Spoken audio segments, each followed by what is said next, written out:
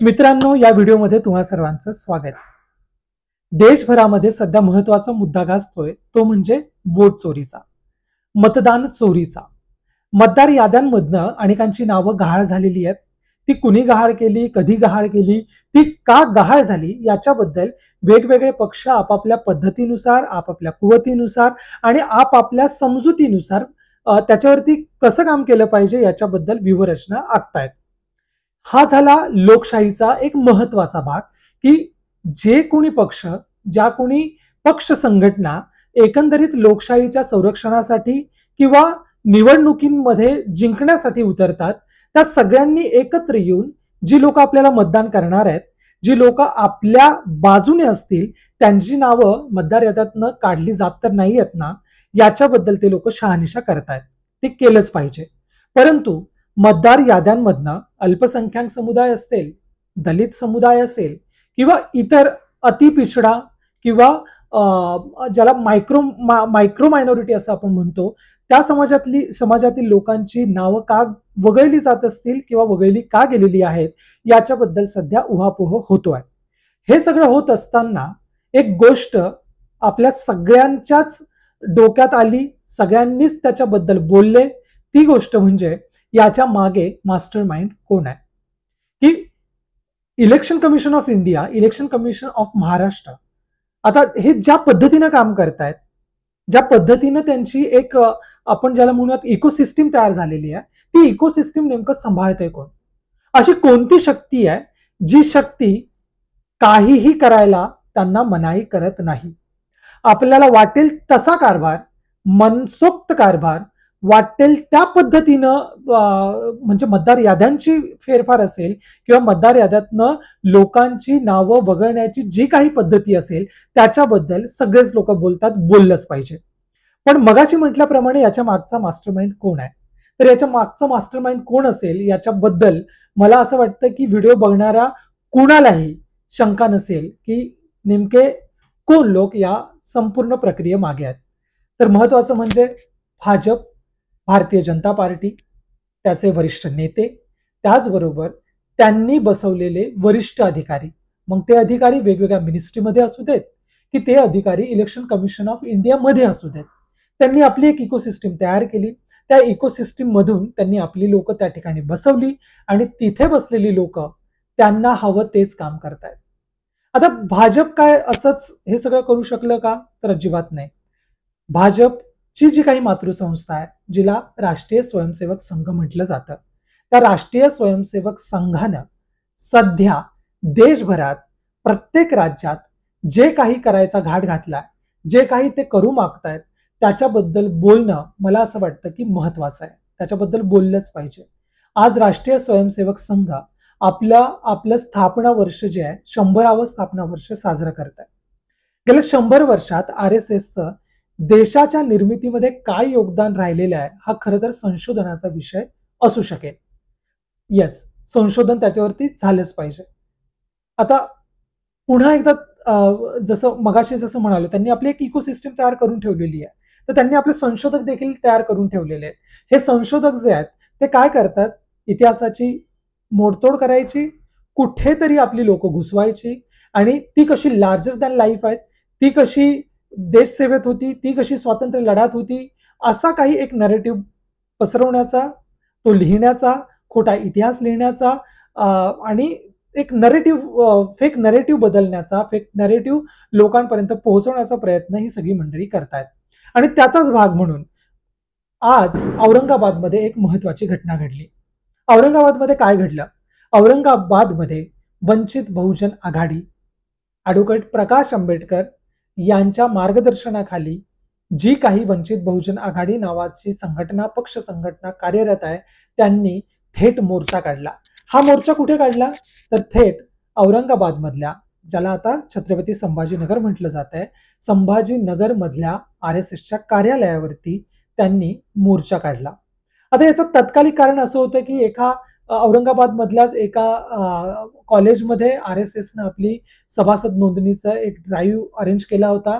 त्या ठिकाणी आंबेडकराईट काही लोक पोहोचली आणि तिथे पोहोचल्यानंतर त्यांनी RSSचं जे सभासद अभियान चालू होतं त्याला विरोध केला। आता विरोध का केला? कारण RSS नावाची जी काही एक संघटना आहे ती नोंदणीकृत नाही, ती अनधिकृतपणे गेली 100 वर्ष काम करते.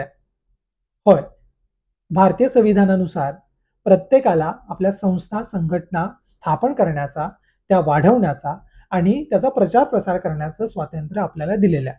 मात्र या सगळ्यांपासून वेगळं राहून या सगळ्या नियमांना पायदळी तुडवत राष्ट्रीय स्वयंसेवक संघ गेली 100 वर्षे अनधिकृतपणे संघटना चालवत आहे.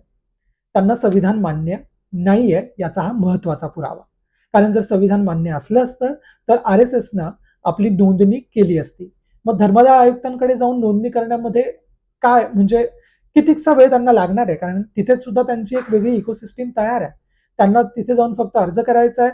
1 तासामध्ये त्यांची जी संघटना असेल, त्यांचा जो पक्ष असेल, त्यांची जे काही ट्रस्ट असेल, सेक्शन 8 कंपनी असेल, काय असेल, त्यांना तत्काळ म्हणजे 1 तास खूप झाले, 0 मिनिटामध्ये त्यांना काय मिळू शकते, परवानगी मिळू शकते.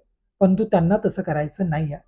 कारण भारतीय संविधानानुसार ज्या संस्था संघटना, पक्ष संघटना, राजकीय पक्ष, राजकीय संस्था संघटना या जेव्हा नोंदणीकृत होतात तेव्हा त्यांना इथले कायदे, इथले नियम आणि सगळ्या ज्या नियमावली आहे त्या फॉलो कराव्या लागतात. आणि त्या फॉलो त्यांना करायच्या नाही आहेत, त्या पायदळी तुडवायच्या आहेत. आणि त्याच हेतूनं त्यांनी गेली 100 वर्ष ही संघटना रजिस्टर केलेली नाहीये. आणि त्या संघटनेचा एक सभासद ड्राईव्ह, त्यांचा मेंबरशिप ड्राईव्ह एका कॉलेजच्या बाहेर जेव्हा सुरू असतो तेव्हा आंबेडकराईट काही युवक तिथे पोहोचतात आणि त्याला विरोध करतात. आता खरं पाहायला गेलं तर संविधानिक दृष्ट्या आंबेडकराईट युवकांनी केलेला हा विरोध हा खरा संविधानवादी विरोध आहे. कारण एका अनधिकृत संघटनेचा प्रचार प्रसाराचा आणि त्या पद्धतीनं जे काही एक तामझाम त्यांचा सुरू होता त्याच्याबद्दल त्यांनी आक्षेप घेतला. आता खरं तर जे संविधान मानणारे सरकार सध्या बसलंय असा ते वारंवार असा उल्लेख करतात, वारंवार असं लोकांना सांगतात की आम्ही संविधानवादी आहोत आणि आम्हाला डॉक्टर बाबासाहेब आंबेडकरांनी दिलेल्या राज्यघटनेवरती पुरेपूर विश्वास आहे. त्यांनी काय केलं तर त्यांनी ज्या आंबेडकराईट युवकांनी विरोध केला त्यांच्यावरती गुन्हे दाखल केले. आणि नेमकं हेच तत्कालिक कारण हेरून वंचित बहुजन आघाडीनं औरंगाबाद मधल्या RSSच्या कार्यालयावरती आज मोर्चा नेला. हा मोर्चा काय साधा सुद्धा अजिबात नव्हता. या मोर्चाला जवळपास मला असं वाटतं आकडे जे काही सांगतायत जवळपास 15 ते 20 हजार लोक या मोर्चाला सामील झाले होते. आणि अगदी 2-4 दिवसापूर्वी त्यांनी आवाहन केलं आणि इतकी सगळी लोक त्या ठिकाणी त्या मोर्चासाठी उपस्थित राहिले. स्वतः सुजात आंबेडकर हे सुद्धा उपस्थित राहिले आणि त्यांनी या मोर्चाचं नेतृत्व केलं.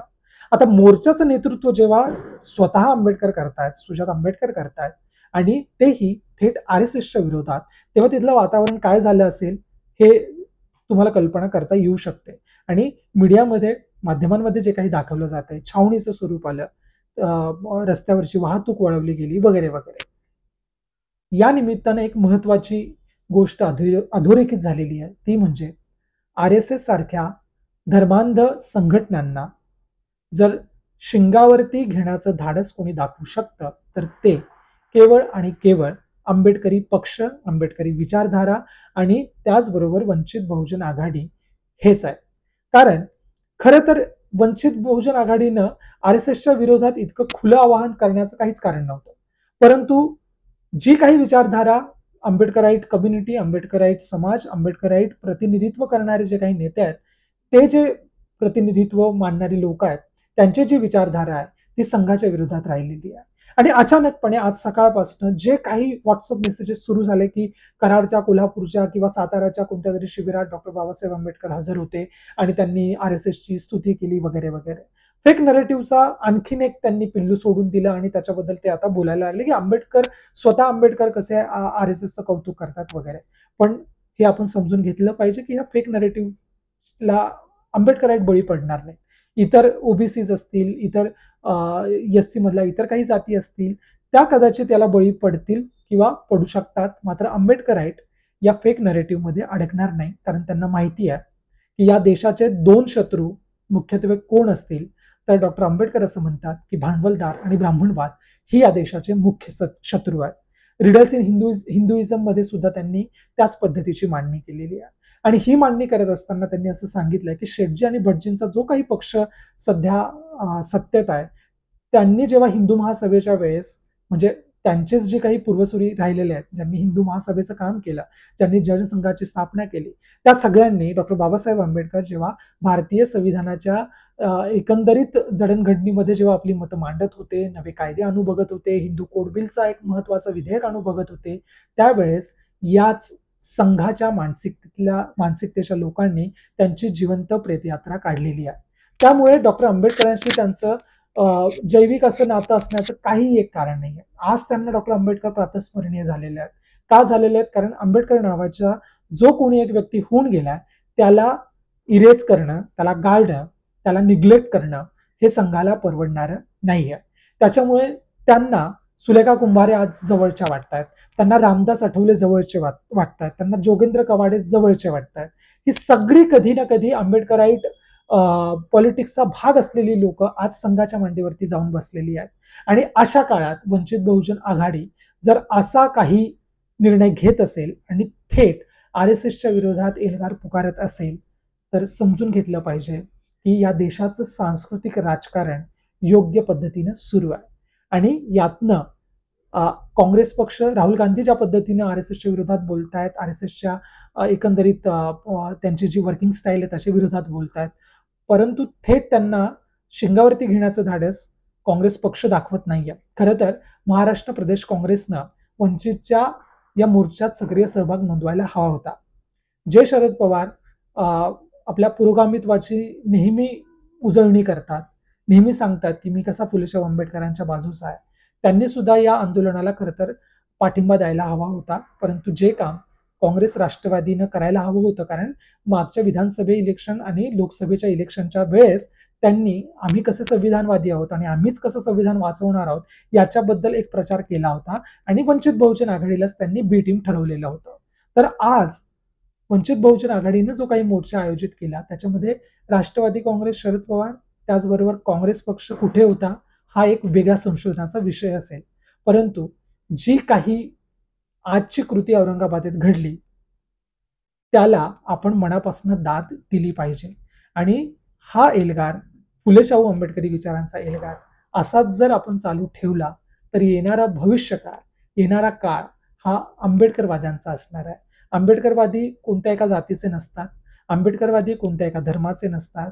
संविधान मानणारा प्रत्येक व्यक्ती आंबेडकरी असतो आणि तो प्रत्येक आंबेडकरी व्यक्ती हा माणुसकीच्या, मानवतेच्या आणि देशहिताच्या बाजूने असतो.